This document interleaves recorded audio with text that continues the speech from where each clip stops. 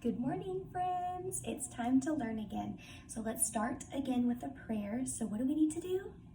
We need to calm our minds and our bodies. So let's shake it out, clap them together, bow your heads, close your eyes, and let's talk to God. Dear Lord, thank you so much for this day. Thank you for everything that you created, and thank you for creating and loving me, Lord, and all of my friends.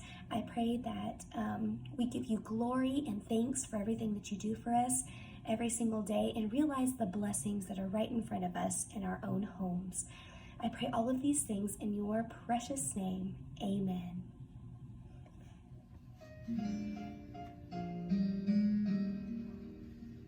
My God is so great, so strong and so mighty, there's nothing my God cannot do. My God is so great, so strong and so mighty, there's nothing my God cannot do.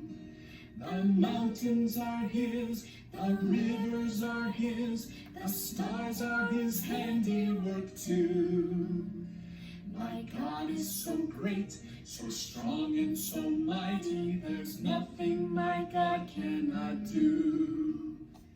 All right, we're going to jump right into Bible. So let's go over our Bible verse that we learned the other day, which comes from 1 Peter 5:7. And it says, "Cast all your cares upon him, for he cares for you." Now let's try it with the motions, especially if you didn't do it this past time. So get ready, here we go. 1 Peter 5:7 says, "Cast all your cares upon him, for he cares for you." And that's right. So don't think that you can't tell God anything. So all you do is pray to God whatever you're feeling. If it's something that you're scared about, it doesn't matter. He will listen, and he's ready and willing, but you have to pray because that's how we talk to God. So tell God everything. Okay, guys, so in our story the other day, we were talking about a man named Zacchaeus. And remember, Zacchaeus was a short man, and also his job was a tax collector. So, do you remember what a tax collector is? That means he took the people's money that people owed to the government.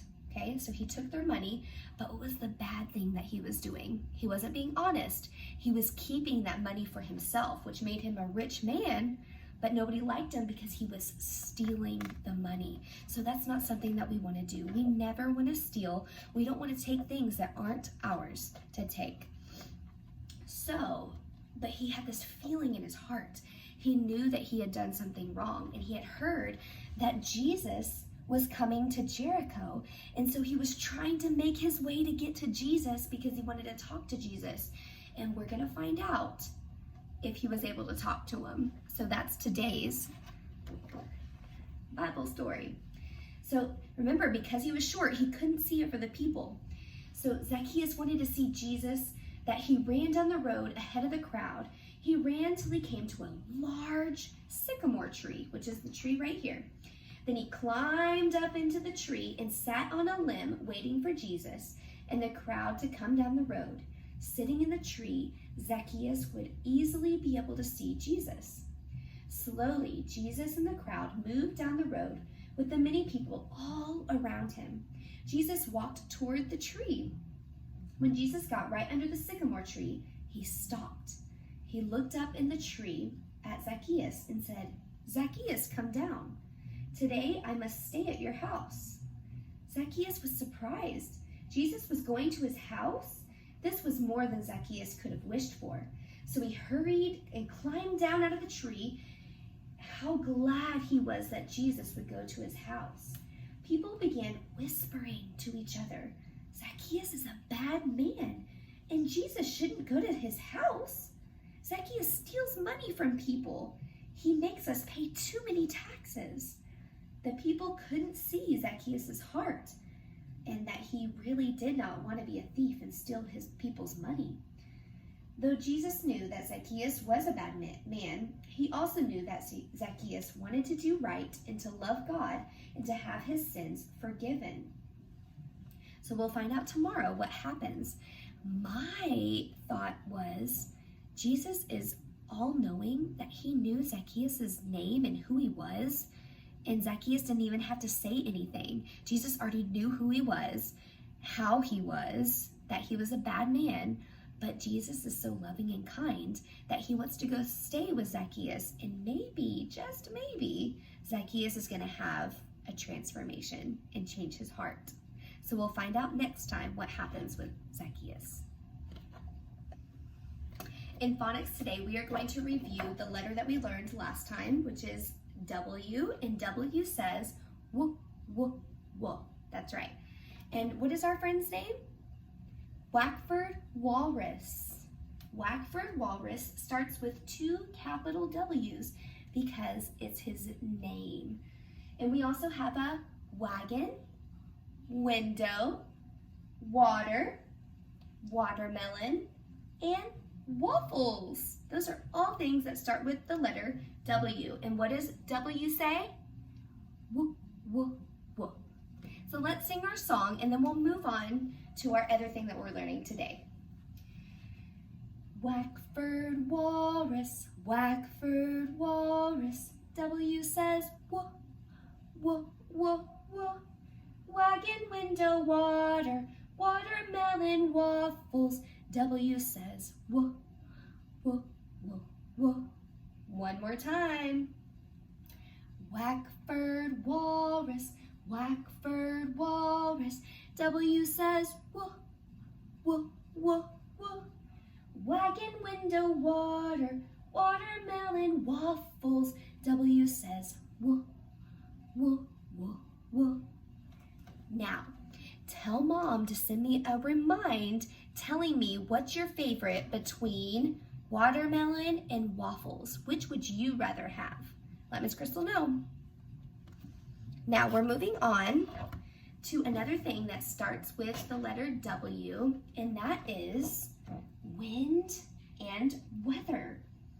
Now let's talk about wind really quick. Can you see the wind? We can't physically see the wind, but we know that it's there because it moves things around, right? So maybe the leaves in a tree are moving, or maybe a kite is able to fly because of the wind.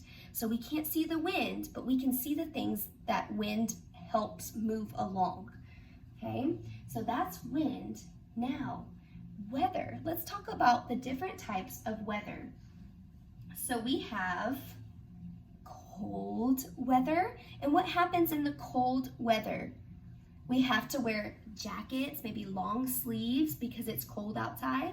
And maybe it might snow, so we can play in the snow and build a snowman. And then it gets a little bit warmer outside and we have springtime, which is what we're in right now. Right now is springtime, so it's starting to get warm outside. It's windy, there might be some rain, but definitely some good kite flying weather. So get out there with a kite. And then it starts changing again and we move into summertime. Now summer is when it's super, super hot outside and we're gonna need some sunscreen. We may go on a vacation to the beach. You see they're building a sandcastle right here. It's the perfect time to go visit the ocean and build some sandcastles. But just remember, it's really hot outside, so protect your skin with some sunscreen. And so after summer, we move into a little bit cooler weather. Fall, it's called fall. The leaves are starting to fall off of the trees. It's getting cooler outside. You may need a light sweater. The leaf colors are changing. Oh, Miss Krystle loves fall. It's my favorite season. So this is fall right here. Maybe you have some trees in the backyard and you have to rake up the leaves like this girl is doing. And then it just starts all over again, okay? Fall, winter, spring, summer, and it just keeps going and going like a circle, okay? and that is our weather. So go outside and feel how it is and let me know what weather we're having today. Is it hot and sunny? Is it raining? Is it snowing? What is it? Go check and see. To end our lesson today, Miss Krystle is going to read a book called Worm's Wagon. One day, Worm went to the woods to gather walnuts. He brought his wagon with him. Wow, what a wagon! On his way home, Worm saw Woodpecker whistling in a weeping willow. Woodpecker asked Worm for a ride. Worm wiggled along, pulling Woodpecker in his wagon. Soon they came upon Weasel eating watermelon. Weasel asked Worm for a ride. Wow, what a wagon!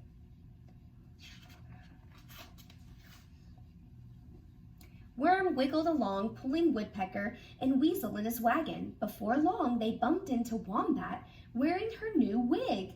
Wombat asked Worm for a ride. Wow, what a wagon! Worm wiggled along, pulling Woodpecker, Weasel, and Wombat in his wagon. Next, they met Wolf on his way to work. Wolf asked Worm for a ride.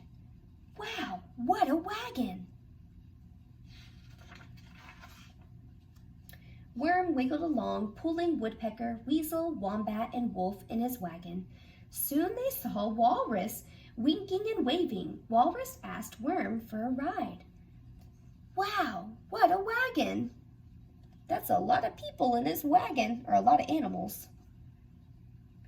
Worm wiggled along, pulling Woodpecker, Weasel, Wombat, Wolf, and Walrus in his wagon. Up ahead, they saw Whale playing in the water. Whale asked Worm for a ride. Wow, what a wagon! Look at all of those animals in there. Worm wiggled with all his might, trying to pull Woodpecker, Weasel, Wombat, Wolf, Walrus, and Whale in the wagon. But the wagon would not move. The wheels started to wobble. Oh no! Wham! The weight was too much for the wagon. It crashed to the ground.